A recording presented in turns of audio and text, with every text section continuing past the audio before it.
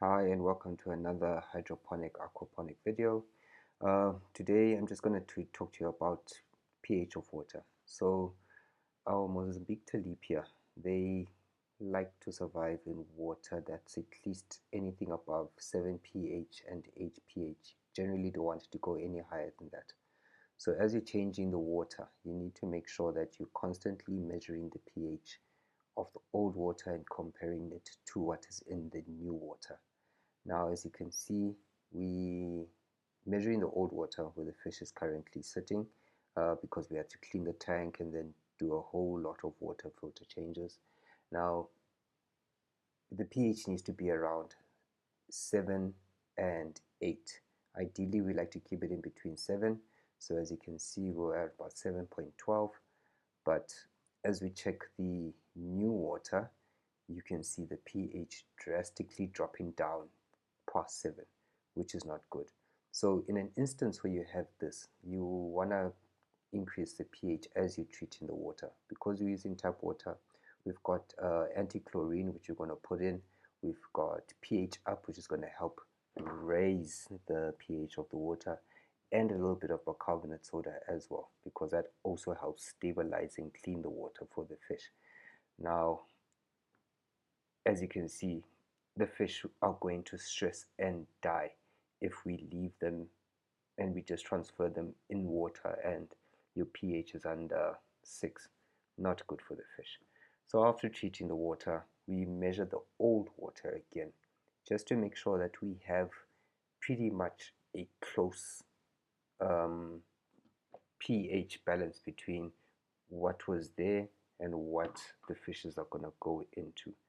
So as you can see, we're measuring this again, slowly rising to from 6.8 back to 7 point something. Ideally, we want it around 7.3 because once we put the fish back into the new water, chances are the pH might either go up or down. So if it's around 7.1, 7.2, that's fine, because if it does go up, we can always just drop the pH. However, if it goes down, then we have serious problems. We're going to have to treat the water until it's at a perfect space. So now, as our meter reading shows, we're around 7.3, which is perfect for us. The fishes are happy, so we need to make sure that at least the new water is also around the same area.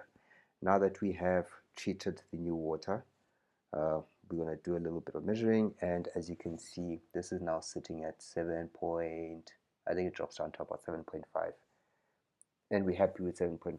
So you can transplant the fish, and Bob's your uncle. Next up, our seedlings.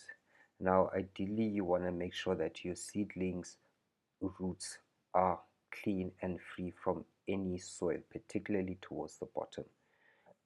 This is so that we can thread the taproot through the net pot, ensuring that it has access to the water that will be running in the NFT system directly underneath it.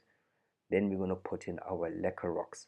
What the rock does is that A, it allows for air circulation so that the roots can get as much oxygen as possible. B, it also allows the roots to grow and find their ways down towards the water in the pipe. Unlike soil, where you water from the top and the water is going down, here the water flows at the bottom and the roots literally go searching for the water. It's good for the roots to grow in this manner because then it promotes growth of the plant. So as you can see, to make sure that we get the taproot, we twist the roots a little bit, try not to stress the plant too much, thread it through gently through the hole, and make sure that you get as much of the taproot going through and the plant is seated towards the bottom. Thereafter, you're going to take your volcanic rocks and you're just going to put it around the plant, making sure that the roots are covered.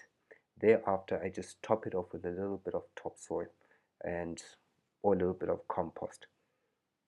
just to give it a little bit of structure and sturdiness. This is to make sure that the plant doesn't topple over. Because it's outside, we are very conscious of the elements that are there, wind and birds and the likes. So putting in some soil does give us that little bit of structure. And that's it. Very simple, very easy. Everybody has their way of doing hydroponics. This is how we do ours.